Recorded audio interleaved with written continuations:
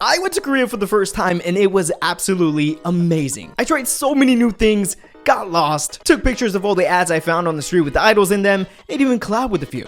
Videos coming soon, stay tuned. But while I was there was one thing that I kept thinking about and wanted to revisit for the longest time, and that is LOONA, or should I say ARTMS. I made a video about LOONA quite a long time ago, and well, a lot of things have happened since then, including my voice. Why did I sound like that? But anyways, I want to uncover the wildest story in recent K-pop history and how I, well, found myself a part of this story. Let's stop for a second. Are you subscribed? Because you don't want to be a part of these people that are not subscribed. Ew. Hit the subscribe and the bell so you don't miss out on any new videos, because I'm so back, it's not even funny. So if you just subscribed right now, thanks! I love you. The year is 2016. An up-and-coming K-pop industry director known as Jeong had an opportunity to make something new and refreshing in K-pop. Before this opportunity, however, Jaden was able to see behind the scenes of how K-pop works, but more importantly, how K-pop companies work.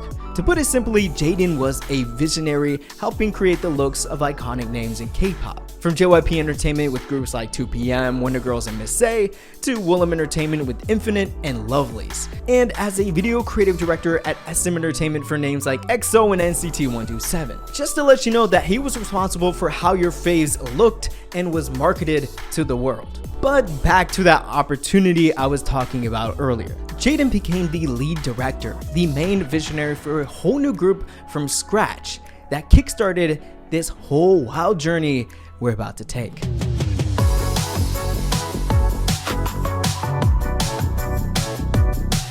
Girl of the Month, 이달의 소년, or just LOONA, is what would make Jaden's name go down in K-pop history, because he and the company that made it happen, Blockberry Creative, decided to do something other K-pop companies, including the big ones, were scared to even try.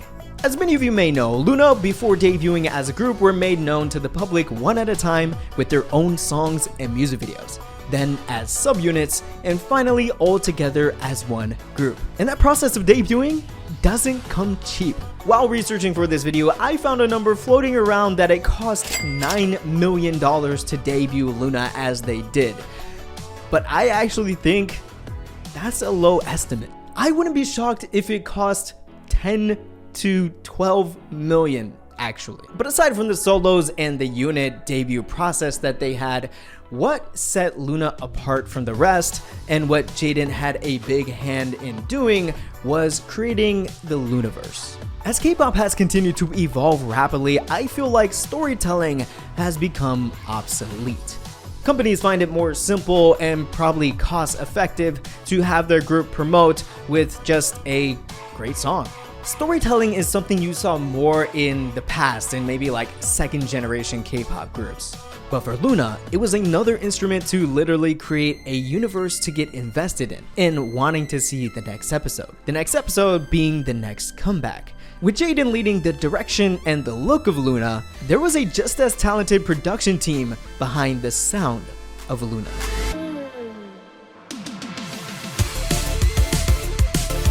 Monotree is a music production company with years of experience across a wide range of sounds and artists in K-pop. And Jaden trusted them to make what probably every K-pop group needs, the music. Jaden had so much faith in Monotree, in fact, that they were his first choice when it came to making any music for LOONA. Is the process for BBC because you're pretty close with Jaden? Did he often reach out to you, say, oh, I'm looking for this kind of genre of music, and then you wrote that? Or did you just send him a bunch of songs and pitch them to him? 네, 현재 그분은 BBC에 계시진 않는데 그분이 프로듀싱을 하실 때 저희한테 먼저 요청을 그리고 좀 always? 네. 요청이 아니에요. 근데 이게 제가 이분 얘기 분명 나올 거라고 생각은 했는데 전화가 굉장히 많이 걸려옵니다. 바로 빨리 달라고 그런 식으로 요청이에요. The faith in everyone doing their part to make LOONA what it became was for sure the key to everything. Without it, none of it would have been worth doing in the first place. Once everyone had their solos and the units did their thing, you started to feel something. Momentum began to build. for the love and appreciation for our goddesses and saviors, LOONA. Okay, the fandom wasn't that crazy. Maybe a little bit? If you were in K-pop for a bit, you probably saw and heard the phrase Stan LOONA, a meme born on Twitter and quickly spread to the real world. Stan LOONA, yeah. Listen, I gotta be real with you. I've been in K-pop for a minute, 6-7 years, and I have never seen this much of a cult following for a K-pop group, not from a big company, ever, and still to this day. But that just shows you how people from all around this planet gravitated to LOONA's music, message, and look. The fans are what made LOONA, and the fans are what eventually kind of ended LOONA. As a brand, LOONA was steadily becoming more and more recognized within Korea, but I'd say more internationally than Korea. Regardless, at the same time, cracks would begin to show, and the person who saw that first was Jaden. He explained in a blog post that he didn't get to see his vision all the way through due to creative differences with Blockberry Creative's management, who wanted to put less significance on the LOONAverse. He went on to say, "I found that we just didn't align as we had before." In August, he left the company, with LOONA's repackaged album XX being his last project with the group, and even a ballad album was scrapped in the process. Now the quote here that I feel really hits you right in the blood pumping machine called your heart. "I felt very empty when I couldn't proceed further with LOONA." And very soon after, the cracks would lead to the shattering of LOONA's existence itself. As Jaden mentioned, management began to change the direction where they wanted to take LOONA. The direction began with the making of the new album called Hashtag, with a little creative help by Lee Soo-man, founder of SM Entertainment. Why? I don't know. Maybe he got confused with trying to create Kwangya and the meaning behind it, that he just needed a break, What is Kwangya? I still don't know. I've been to Kwangya and I don't know what is Kwangya? This is when slowly, one thing at a time, like dominoes, things began to fall, leading to the end of the group. First is what I believe is the worst thing to happen to the members involved in just this project, especially Kim Lip. Yummy Yummy is a masterpiece. I'm not trolling. I really enjoy Yum Yum. Sorry, Kim Lip. Obviously, to this point, there hasn't been anything too serious, right?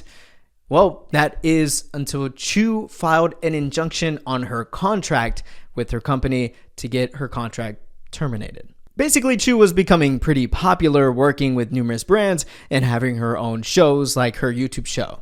Shout out Chu Can Do It. And there was a weak terms in her contract when it came to making money separately from LOONA, to which there was a conflict between the company and Chu once the money started rolling in. While that pot was boiling on the back burner, LOONA was casted in Mnet's hottest competition show at the time, the second season of Queendom.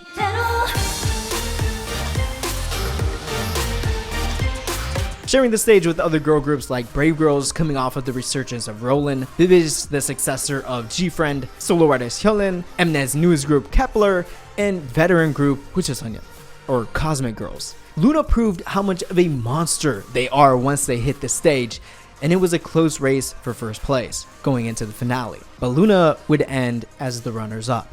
Regardless, it was still an opportunity for them to put their names out there again and to hype up their upcoming world tour. The LOONA The World Tour began in summer 2022, going until early 2023. But this tour was something the members and the fans, including myself, would not soon forget.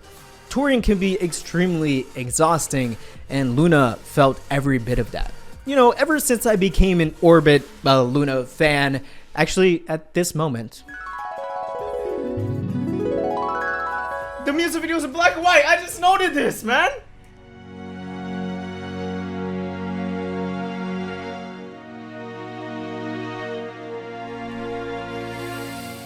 I knew I had to see them perform live. And that chance came 4 years later. I went to the last show in the US down in Houston, Texas. Yeehaw, brother. Little did I know, or LOONA themselves for that matter, knew what this tour would turn into. It was not off to a great start. They were already down a member with Chu dealing with everything back in Korea. Plus, they had a super tight schedule with even more shows added in Southeast Asia and Japan after the original tour announcement. However, the worst part was the condition of LOONA members as this tour progressed. LOONA was dead tired. Cheri got a hip injury. Hasul came back from her break and developed a shoulder injury on tour and had to perform in a sling. I watched as Eve and Kim Lip left the stage for some performances for Eve to never return. Yeojin would faint at the following stop in Mexico. I could physically feel the energy just drop in the venue as these things were happening and as everyone was seeing it. And I was thinking to myself at the same time, is this really the conditions that I will see LOONA for the first time? And maybe even the last time? Instead of taking a break and looking after the girls, the company's first move was to announce a new comeback. Fans were not having it. And of course, the members themselves, as more filed for termination of their contracts. The final straw was Chu's removal from the group, and the company filed a petition with the Korean Entertainment Management Association to ban Chu from all entertainment activities within South Korea. And they planned to do the same for 4 members who recently won the lawsuit against them. Now, this is what makes this story unique in K-pop. The fans got together and came to the defense of LOONA and decided to hit the company where it hurts the most. When K-pop fans get together, it's scary most of the time, but this time it was for good. Orbit's LOONA's fans organized a boycott on anything LOONA, especially the upcoming album, to get the company to listen to their artists and their demands. Justice for Chu and boycott Blockberry Creative was trending and in full effect. The rules were simple: no purchasing anything official of LOONA, no watching music videos, and no streaming of LOONA songs on any platform. When I saw this happening in real time, I was shocked and moved. It literally showed how much power a fandom actually has to get things done. Who would have thought? It actually worked. Blockberry Creative postponed the new comeback indefinitely, and the remaining members all eventually were able to leave the company. That is where the story ended for LOONA for a while. A while until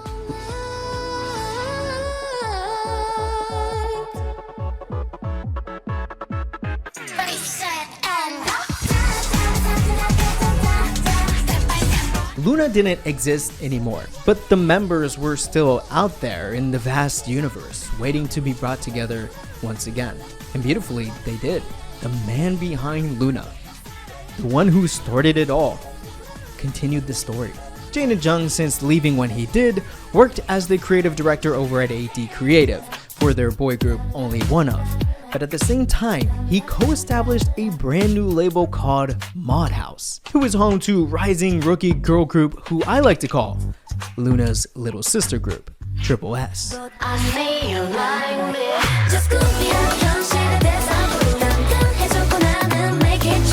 And you might be getting a sense of deja vu here, because Triple S also has a very unique debut process, with 2 units so far: Acid Angels of Asia, Crystallize, and the full group Triple S. Although it is not the full group yet, more members will be added until there are 24 members. Now I know what you're wondering. If it cost $9 million to debut LOONA like they did, how much is it just costing for Triple S to eat, or like for rent? I don't want to know the bookkeeping on this one. Now, before I move on, one last thing about Triple S is that the possibilities are endless and the potential is infinite. I am seriously already a fan as I look at my Triple S albums over here. And you know what? You should be too. He's so happy I'm gonna die. All right, let's get back to Loona. Actually, you know what? Scrap that. There is no Loona, but there is ARTMS. Obviously, it would have been difficult to get all the members back together, re-sign, and re-debut.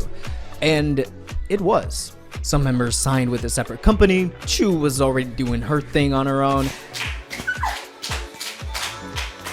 But I want to focus on these 5. Jinso, Kimlip, Cherry, Heejin, and Hassel. Under modhaus, those 5 I mentioned signed and formed ARTMS, named after the Greek goddess of the moon. ARTMS is still considered a project group, with Jaden saying he plans to continue the identity of Loona, which you can definitely tell. Making it official by all of them signing, they wasted no time, and by the end of the month, they announced the members were already recording new music. And just weeks ago, we got to hear that new music, but under a familiar name. This is the song Air Force One by Odd Eye Circle.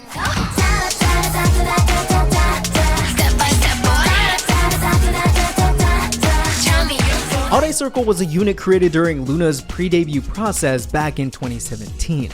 And now almost 6 years later, Odd Eye Circle is back.